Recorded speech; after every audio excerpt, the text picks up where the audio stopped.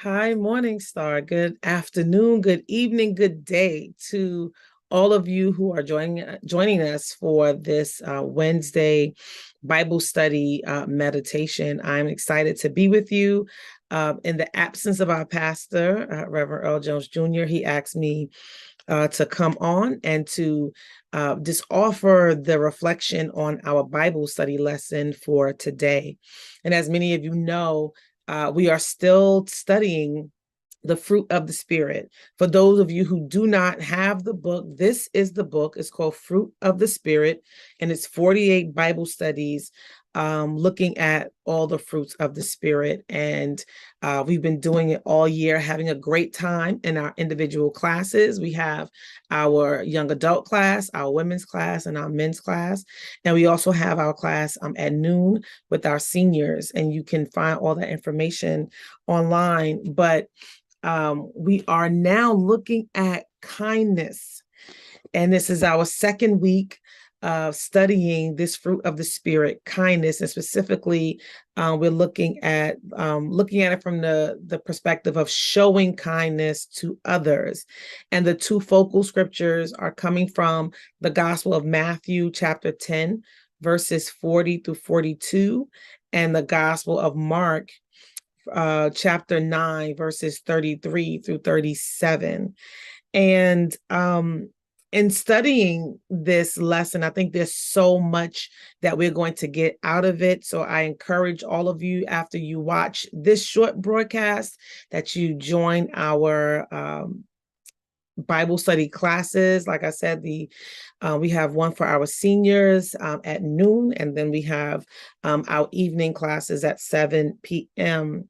But when I looked at this lesson, just the idea of talking about kindness, right? Being kind, I realized that I believe to call someone kind, it's probably one of the greatest compliments you could give them. Because when you think about it, if you ever describe someone and say, oh, that person is so kind, it really gives you a warm feeling inside. Even if you don't know the person, if someone tells you that, oh, you don't know this person, but they are so kind. If you meet them, you'll see how kind he is. You'll see how kind she is. It just connotes an idea of a person who is warm, who is considerate, who maybe is oftentimes concerned about other people's well-being, right? They're kind, so they're not going to say harsh words to you. You will probably leave that person's presence feeling better than when you first met them, right?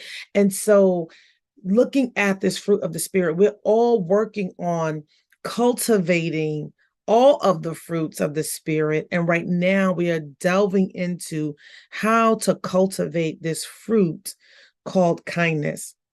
And so I first want to start by reading Matthew chapter 10, verses 40 and 42. And we'll look at that a little bit, and then we'll dive into Mark chapter 9. And so Matthew chapter 10, verses 40 through 42 says, whoever welcomes you welcomes me, and whoever welcomes me welcomes the one who sent me. Whoever welcomes a prophet in the name of a prophet will receive a prophet's reward. And whoever welcomes a righteous person in the name of a righteous person will receive the reward of the righteous. And whoever gives even a cup of cold water to one of these little ones in the name of a disciple, truly I tell you, none of these will lose their reward. Now, listening to that, there's so much, there's a lot in there, right? And what I want to really focus on is this whole idea of what's happening first in the text is Jesus is sending his disciples out. He's sending them out into the mission field, right? This is part of our Great Commission as disciples of Christ. We identify as being disciples, and God has called us to go and make more disciples, to go and spread the good news of who Jesus Christ is, right? And so he sent his disciples out into the mission field, and he says to them that anyone who receives you, anyone who welcomes you, they're also welcoming me. And not just me, Christ, they're also welcoming the one who sent me. And who is that? That's God the Father. And so I was thinking about if I was one of those disciples in Jesus' day, and he says this to me, when they receive you, it's like they're receiving God into their home. They're receiving God into their heart.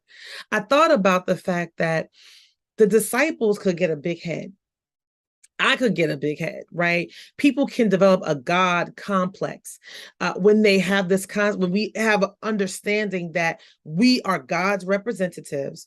And when people are kind to us, when people are hospitable to us, really they're being hospitable to God. They're welcoming God into their home, into their heart, into their life, into their lifestyle. But some of us could get a warped sense of who we are, because we can get a puffed up idea that, yeah, I'm big and bad because I am God's representative. And when people receive me, they receive God. We can get a distorted image of who we are. We can get an inflated sense of our status in society because we represent God. And so I want to look at this text and really have us all consider that when we read this, they tell us that the word cuts like a two-edged sword, right? It cuts both ways. And so we can look at it from the perspective of, yes, I am God's representative. And when people receive me, they're receiving God. But then we have to flip that the other way and say, when we are kind to other people, when we are not only are we God's representatives, but the people who we encounter are also God's representatives. And the word tells us that we might be entertaining angels unaware. We don't know who the people are that we're interacting with, that it may very well be an angel of God. It may very well be God's representative. And so we have to look at, not that people should be so lucky to have us in their presence, right? We are blessed to be in the presence of other people. And in that, we need to treat people with kindness, because it's not just us who are so blessed to have this connection with God. We all are children of God. And so we can't get a big head. And sometimes Christians, we can get really puffed up in who we are, and we can be very holier than thou and look down at certain people like they're beneath us. But really, in this text, Jesus says, if you would give just the least of these a cup of water, one of the little ones a cup of water, right? Then you really are doing that to me. It's like you are refreshing God, right? You are being kind to God, but we are being kind to God's children. That is our calling, to be kind to others, and all others. We don't get to pick and choose, right?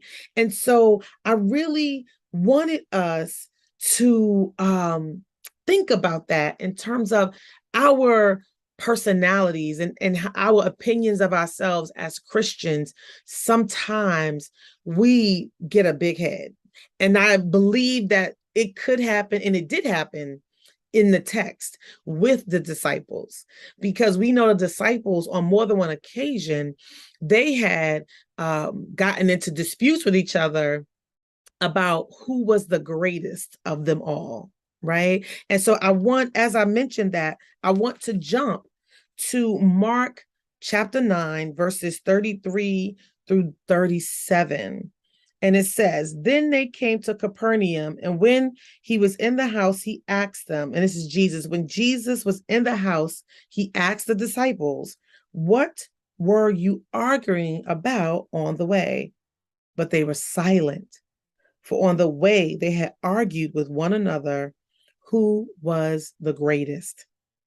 Jesus sat down, called the 12, and said to them, whoever wants to be first must be last of all and servant of all.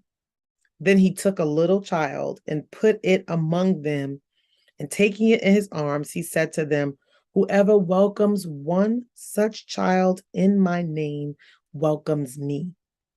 And whoever welcomes me welcomes not me, but the one who sent me." This is the reading of God's word. And so we look at this, the disciples got a big head, right? Because they have this close relationship with God. They've been doing ministry with Jesus for quite a while. They've witnessed Jesus doing these miracles, and they've just seen such miraculous things, such amazing things, and they are connected with Jesus. People know them for being Jesus' disciples, for following with Jesus. They are part of Jesus' entourage, right? For lack of a better word. And so they start to get an inflated image or perception of themselves, and they're arguing with each other about which one of them is the greatest. And we see this here in Mark chapter 9, but we also see in Luke chapter 22 at the Last Supper that they lose focus on what they're there for, and they start again arguing about who of them is the greatest. And Jesus says to them, "You have this all mixed up in your mind. You have this all mixed up in your head. If you want to be great, you actually have to serve." Because a lot of people have this concept that greatness, um, if you have a certain status in society, that people are here to serve you. Right? People are here to roll out the red carpet for you, and they should just be falling over themselves to serve you, to get you whatever you want, whatever you need.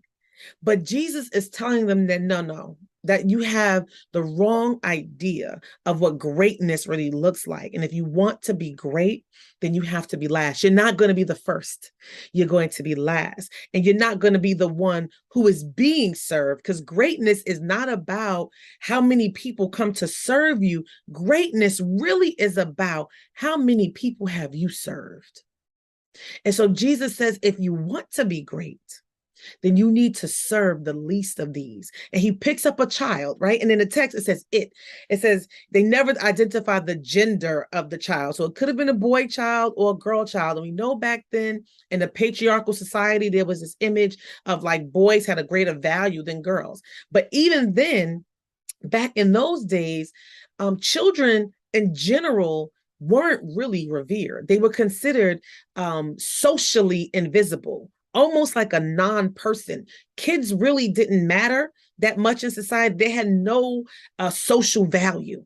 It wasn't until they became adolescents, right? And that's when they really were seen to be as adults, when they were able to work, but able to marry. So at that time, children really had no social capital at all.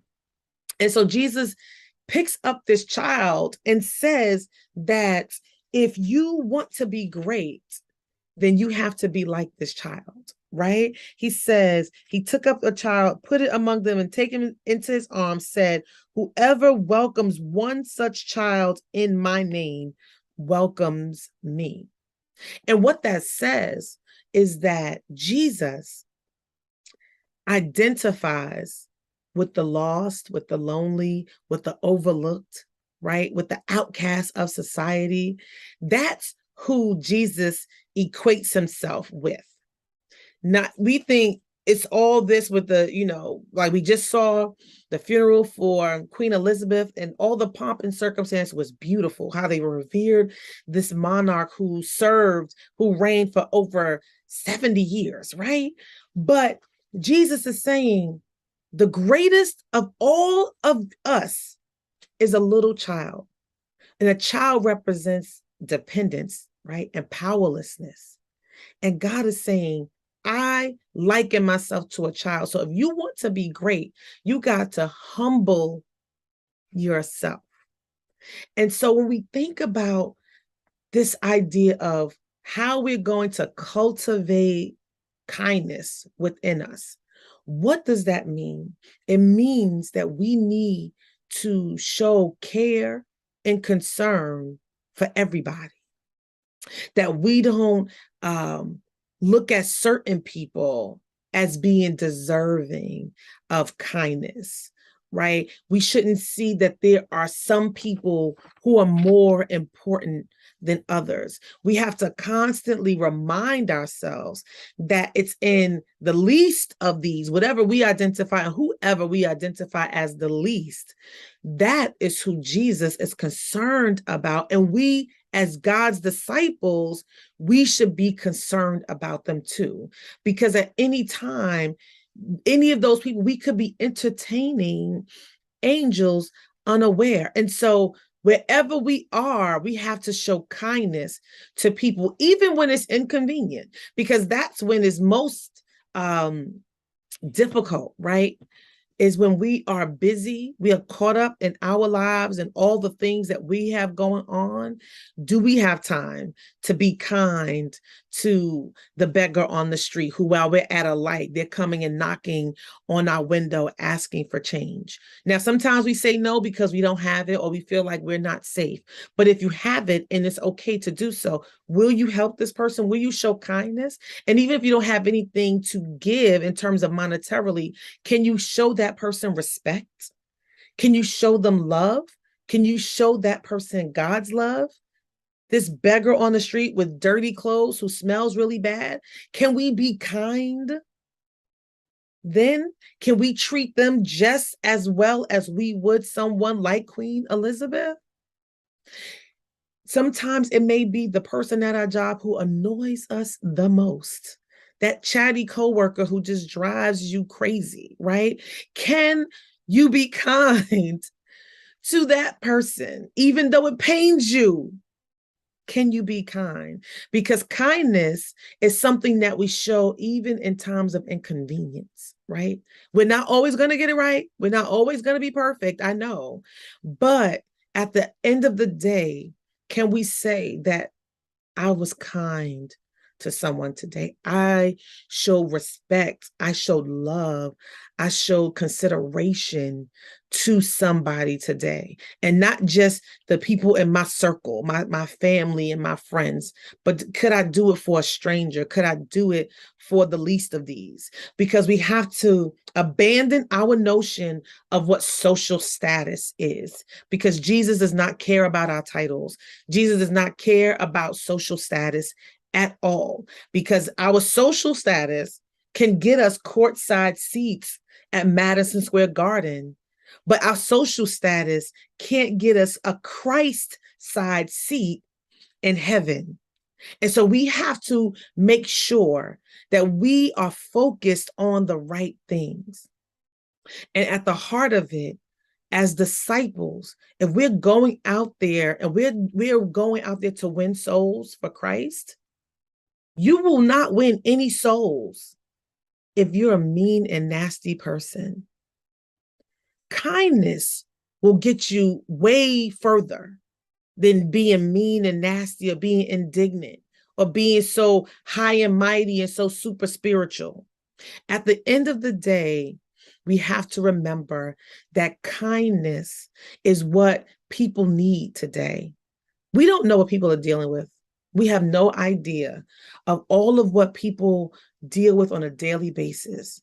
Life is happening at rapid speed. People are dealing with so much, and everybody at any time of day could use a kind word. And can we be the person who does that? Can you do a random act of kindness? And that's what I want to challenge all of you with this week. I want you to do a random act of kindness for someone who would not expect it. Maybe it's someone who you don't even know. But I don't want you to just do one act of kindness. I want you to practice acts of kindness. Send a text message to someone and saying, I've been thinking about you. You're in my prayers. Call me if you need me. If you see someone, you're going to buy some food through the drive-thru, if you have some extra change, why not pay for the person's meal behind you? Do something today. Do something this week to show kindness to someone, to show God's love to someone, because your act of kindness could be what someone needs to know that God has not forgotten about them. It may be what gives someone hope to hold on just a little while longer. And so I just want to leave you with this last thought that we ought to be kind. Why? It doesn't cost us anything. Kindness is free, but kindness is also priceless. So be kind today and be a blessing to someone today. Thank you so much, Morning Star. And go to your classes. And I want y'all to dig into this lesson. That's what Pastor always says, right? I want y'all to dig into this lesson. I want y'all to chop it up a little bit more in your classes. Have a good time. And I will see you all on Sunday. Love you.